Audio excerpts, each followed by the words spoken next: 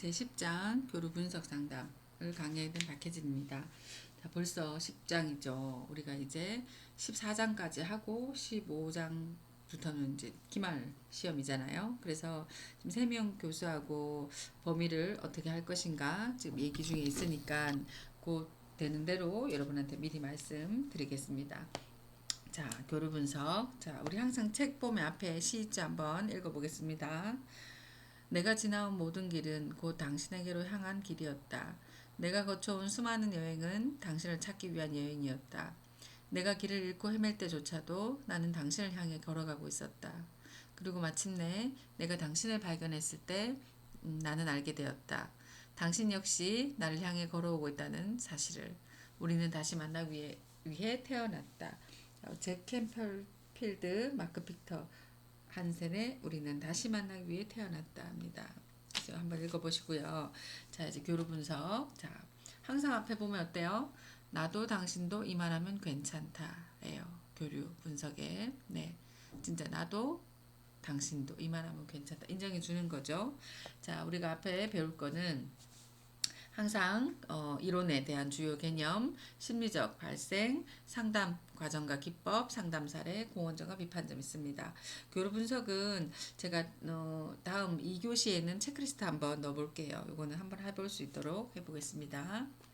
자, 길라잡이 중에서는 자, 교류 분석 이론에서는 인간을 어떠한 존재라고 생각하는가?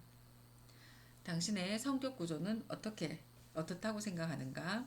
당신은 비판적 어버이자, 양육자 어버이자, 어른자, 자유로운 어린이자, 수용적인 어린이 자아 중에서 어느 자아의 기능을 가장 많이 쓴다고 생각하는가? 당신은 자신과 타인을 긍정으로 오케이 하는가? 아니면 부정으로 나도 오케이 하는가예요. 그래서 그건 제가 2교시 때 여러분이 할 수 있도록 체크리스트 해보면 조금 더 빨리 이해가 될 것 같습니다. 자, 여기서 보면 번외 생애 이거는 이제 그냥 한번 다 항상 읽어보고 가겠습니다.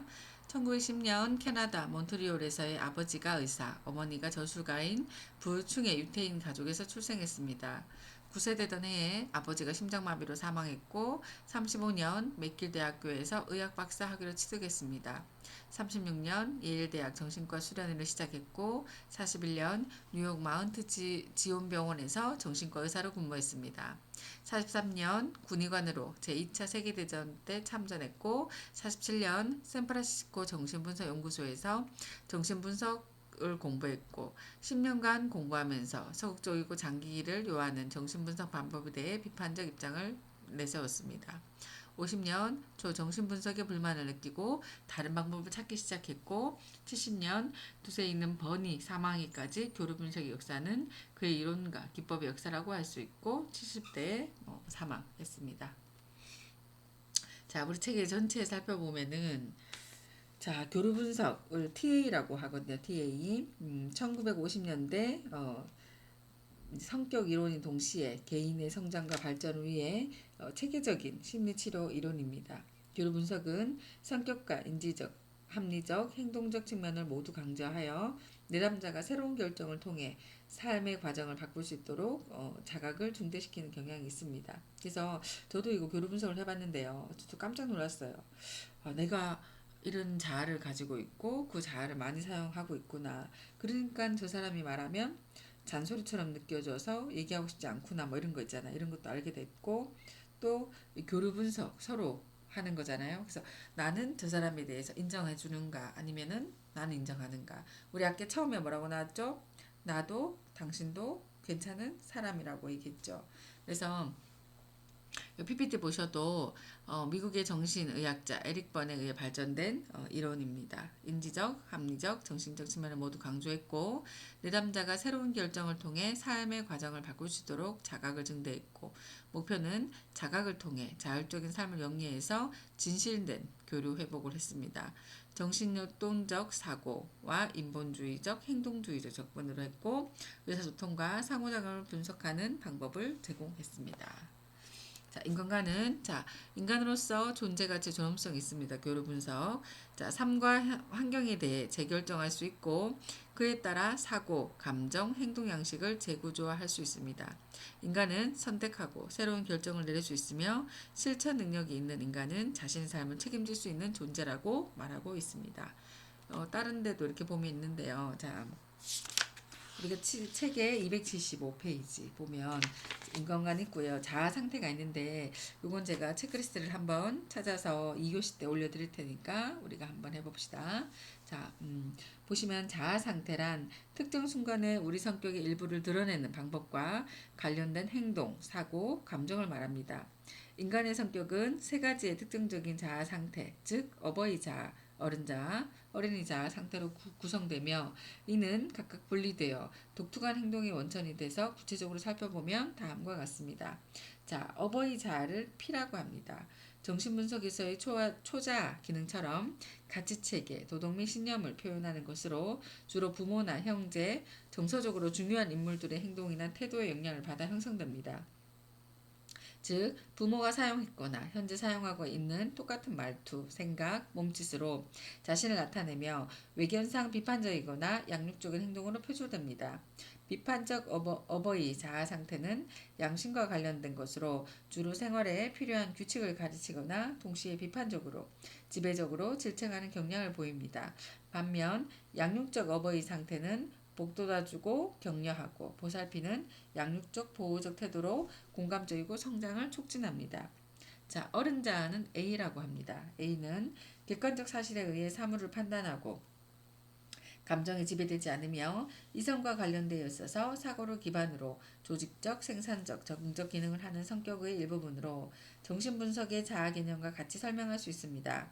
어른 자아는 외부 세계는 물론 개인의 내적 세계와 다른 자아 상태, 모든 원천에서 유용한 정보를 수집하고 현실을 합리적으로 판단하여 의사결정을 합니다. 지나치면 정서가 결핍된 모습을 나타낼 수 있으며 답답해 보일 수 있습니다. 자, 어린이 자아를 C라고 합니다.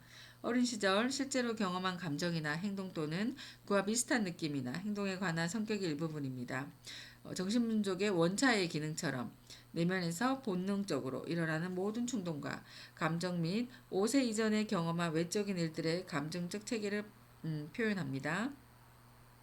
특히 자유로운 어린이는 부모의 습관화된 영향을 받지 않는 본능적, 자기중심적, 적극적인 성격의 부분으로 즉각적이고 열정적이며 즐겁고 호기심이 차 있습니다. 또한 직관적이고 창의적이며 비언어적 메시지에 반응하고 상상이나 공상을 즐기는 특징이 있습니다. 지나치게 통제할 수 없고 겸손한 행동으로 나타나기도 합니다. 반면 순응하는 어린이는 감정이나 욕구에 부모나 교세의 기대에 순응하려는 성격의 일부로 마치 부모가 자신을 보거나 듣고 있는 것처럼 자연스럽게 감정을 나타내지 않으며 자발성 없이 타인에게 의지하는 경로를 보입니다. 이러한 특징에 순응하는 어린이는 평상시에는 온순하지만 예기치 않게 반항이나 격한 분노를 나타내 보일 수 있습니다. 자, 여기 보시면 세 개가 있죠. 이제 검사해보면 자기가 어떤 자아 유형인지 나오거든요. 그건 2교시에 올려드리겠습니다. 자, 보면 주요 개념에서 구조 분석이 있습니다. 자, 구조 분석은 개인의 감정, 사고, 행동을 자아 상태 모델의 관점에서 이해하고자 하는 방법으로 어버이 P, 어른 A, 어린이 C 세 가지 상태를 어떻게 구성되어 있는지 분석하는 겁니다. 그래서 보면 아까 아버지에도 P인데 어때요? 비판적 어버이 자아는 CP라고 하고요. 양육적 어버이 자아는 MP, 어른 자아는 A, 어린이자에서도 자유로움은 FC, 순응한 어린이자는 AC라고 합니다. 저는 검사해보니까 FC로 나왔던 것 같아요. 그래서 여러분이 이걸 보면 세 가지 자아 상태 중에서 어느 것이 주도권을 잡고 있고 P가 주도인지 A가 주도인지 어디면 C가 주도인지를 볼 수 있는 거죠. 그래서 어떤 생활, 상황, 행동 양식, 성격 유형 이렇게 쭉 나오게 돼 있습니다. 그래서 요거는 한번 체크해봐서 이런 게 있구나라고 한번 주요 개념으로 한번 봐주셨으면 좋겠습니다. 자, 여기 보면 아까 제가 말씀한 것처럼 CP, MP, A, FC, AC 있는데 자, 나쁜 방향으로 가면 어때요? 아까 어버이 있죠. 어버이 자아에서도 자, CP. 너무 엄격하거나 남을 비판하거나 편견이 강하거나 독선적이에요. 지나치면. 근데 좋은 방향으로 가면 이상을 추구하거나 도덕적이나 윤리적이나 자율성이 있다예요. 항상 우리 보면 어때요? 동전의 양면처럼 항상 양 날개가 있지 않습니까? 이것도 나쁜 방향, 좋은 방향 있죠. 자, MP. MP는 어버이 아까 자아죠. 자, 지나친 간섭, 과보한다, 타협한다, 쓸데없이 참견한다. 그러니까 그런 방향이고 좋은 방향은 상냥하고 보호해주려고 애쓰고 공감적, 관용적이랍니다. 자, A는 아까 어른 자아죠. 어른 자아 A. 자, 결과만을 중시하고 타산적, 기계적, 차갑다. 나쁜 방향으로 가면 자, 어른 자아 좋은 방향으로 가면 합리적이며 냉정하고 객관적이고 논리적입니다. 자, 어린이자 C죠. FC 제멋대로고 자기중심적이고 본능적이고 충동적이고 좋으면 명랑, 활발, 태평, 창조, 호기심 많다. 전 FC였던 것 같아요. 검사에도. 자, AC 아까 순응하는 어린이 자아죠. 남의 눈 평가를 신경 쓰고 규칙, 상식이 열매이고 위축되고 자신감을 상실한다. 하지만 좋은 쪽으로는 남의 기대에 부응하려고 한다.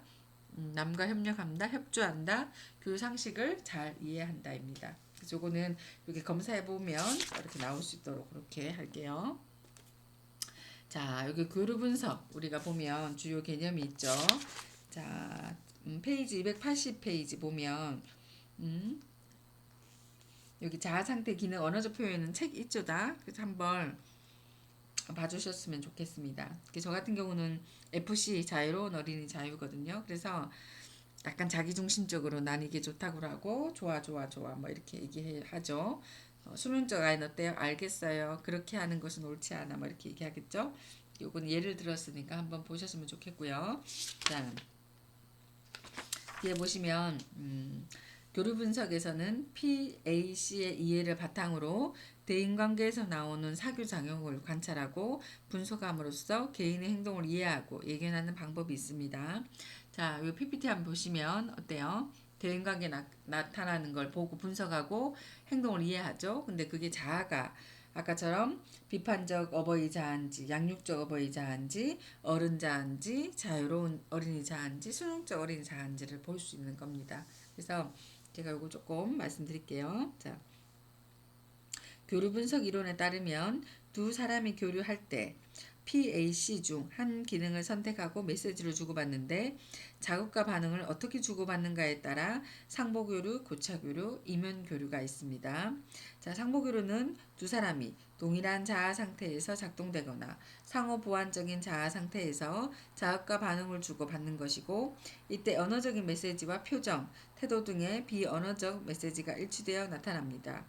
교차교류는 상대방에게서 기대한 반응과는 다른 자아 상태의 반응이 활성화되어 되돌아오는 경우로 인간관계에서 고통의 근원이 됩니다. 교차교류는 의사소통이 제대로 이루어지지 않는 느낌이 들게 하여 대화의 단절을 가져옴으로써 인간관계에 부정적인 영향을 미칩니다. 이면교류는 두 가지 자아 상태가 동시에 활성화되어 한 가지 메시지가 다른 메시지를 위장하고 복잡한 상호작용을 합니다. 이면교류는 상보적이며 사회적 차원에서 메시지를 보내고 있는 것으로 보이지만 주된 요구나 의도가 이면에 숨겨져 있는 것이 특징입니다. 예를 들어 대화할 때 표면적으로는 어른 자아 대 어른 자아로 대화하는 것 같지만 그 이면에는 다른 속셈이 깔려있는 경우를 말합니다.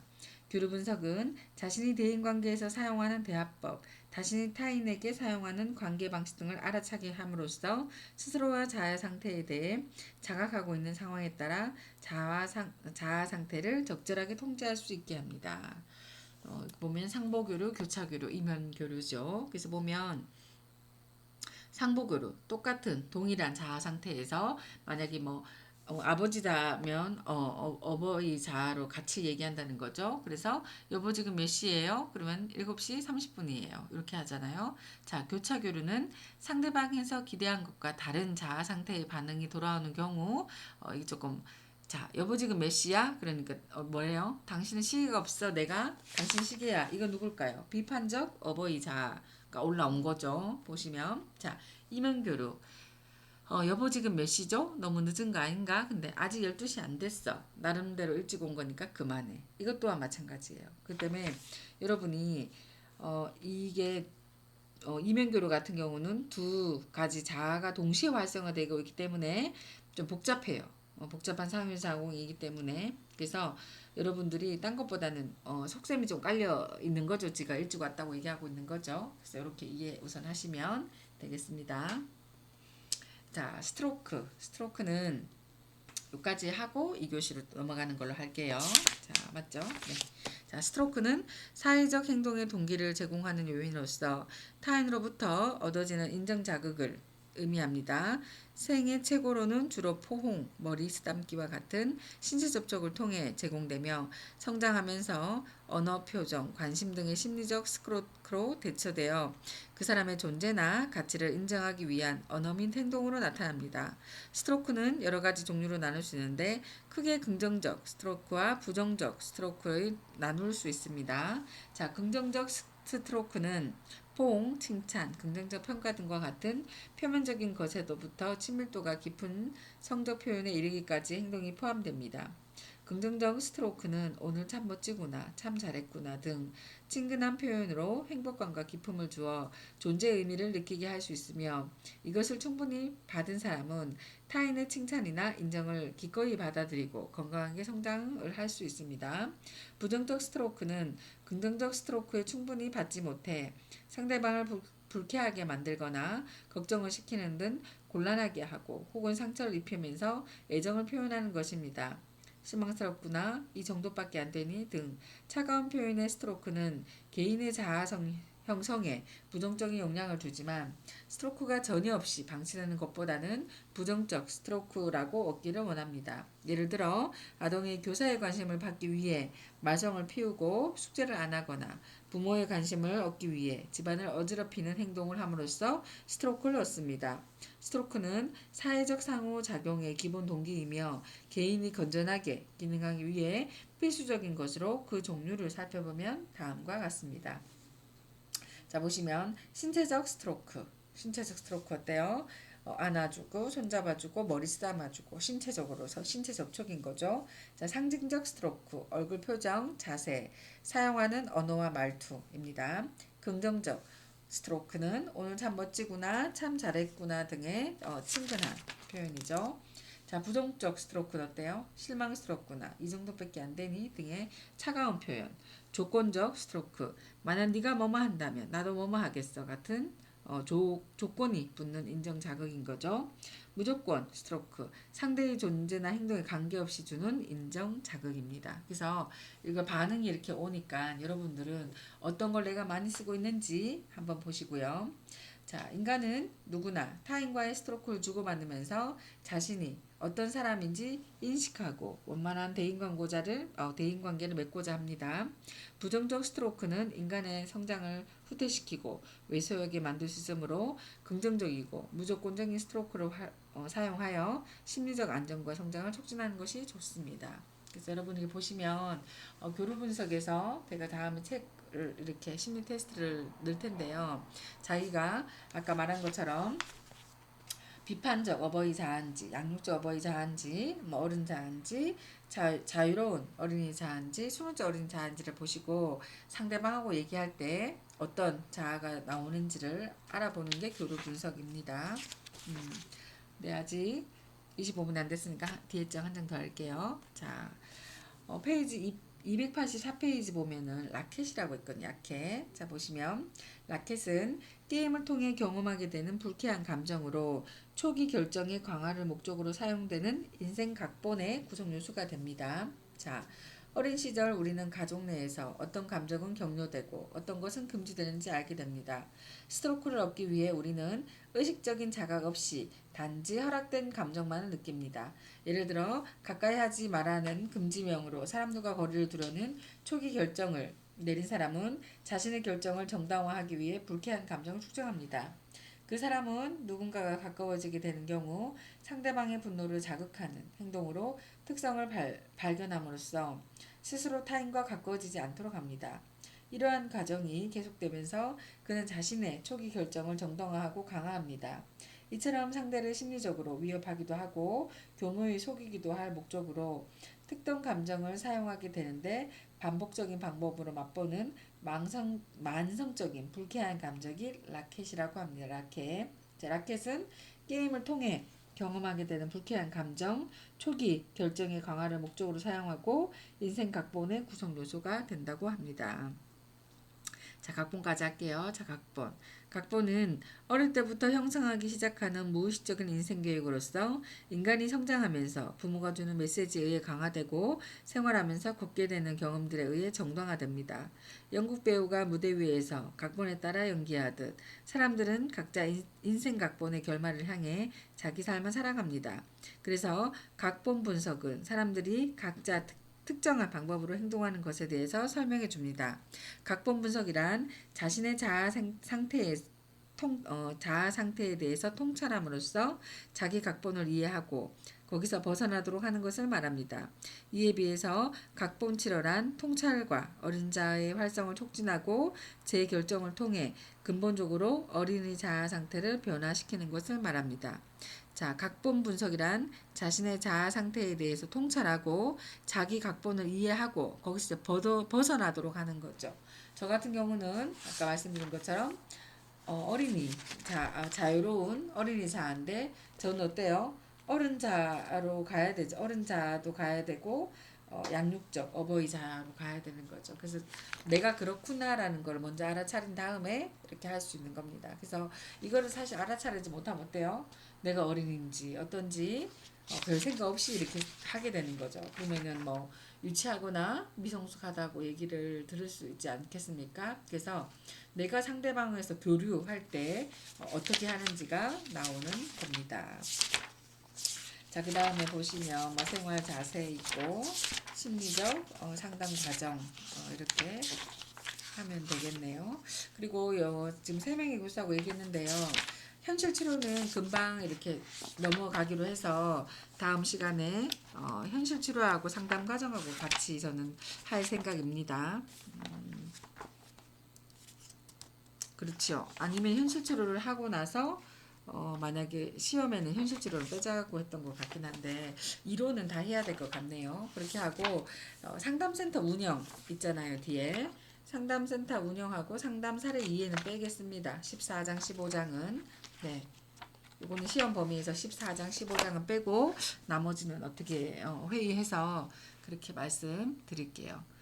그래서 앞에 한번 저는 이 말이 지금 오늘 되게 제일 좋은데요. 네, 나도 당신도 이 말하면 괜찮다. 그래서 우리가 우리한테 조금 힘이 될 수 있도록 노력해 주시고요. 자꾸 왜 이거 부족해 이거 모질라 하면 어때요? 자기 학대밖에 안 돼요. 그렇죠? 그렇기 때문에 여러분은 또 딴 것보단 간호사가 될 선생님들이지 않습니까? 그러면 몸도 마음도 강해져야 되고 당연히 지식이나 이런 거는 머리로 들어가겠지만 자기를 튼튼하게 해주는 영양분은 이 상담을 통해서 자기만의 방패를 만들었으면 좋겠고요. 진짜 나만 괜찮아 이것도 아니고 어때요? 나도 당신도 이만하면 괜찮다. 너무 좋지 않아요? 저만 좋은가요? 여러분도 이런 자기를 볼 수 있는 시간이. 그러니까 나도 인정하고 너도 인정하고. 그래서 I'm okay, you are okay 뭐 이것도 있거든요. 그것도 제가 할 수 있으면 2교시 한번 넣어서 여러분이 체크할 수 있도록 한번 찾아보겠습니다. 그래서 1교시는 제가 오늘 올리지만 2교시는 아마 목요일날 저녁에 올릴 것 같네요. 그래서 그렇게 해서 참고할 수 있도록 그렇게 해봅시다. 네, 수고하셨습니다. 아이고 1분 정도 남았네요. 1분 정도. 그러면 다시 시간을 보면서 얘기할게요. 자, 여러분 딴 것보다는 우리가 지금 2학년이지 않습니까? 상담 보시는데 자, 지금 1장의 상담이란 무엇인가? 좋은 상담자, 내담자 이하 평가, 상담관계, 그리고 정신분석, 이건 우리가 과제를 냈잖아요. 근데 이제 3명의 교수다 보니까 똑같이 내야 돼요. 그렇기 때문에 채점도 3명 교수가 같이 똑같이 할 겁니다. 한 명 친구 거를. 그래서 250명 거를 우리가 다 각각 다 볼 거고요. 지금 정신분석, 행동주의, 인감, 인지행동, 게시탈트, 교류분석, 현실치료, 까지 상담 과정, 상담 기법까지 들어가고요. 단기 상담, 집단, 가족 상담까지 가고 14장, 15장은 시험에서 우선은 배제하기로 했습니다. 그래서 3명이 의논해서 결정되는 대로 빨리 올리도록 하겠고요. 지금 중간 과제가 40점이지 않습니까? 그래서 250명 다 우리가 나누어서 한 명당 각각 다 250명씩 다 볼 겁니다. 그러니까 여러분 끝까지 열심히 해주시고요. 자, 2교시 때 또 뵙겠습니다. 수고하셨습니다.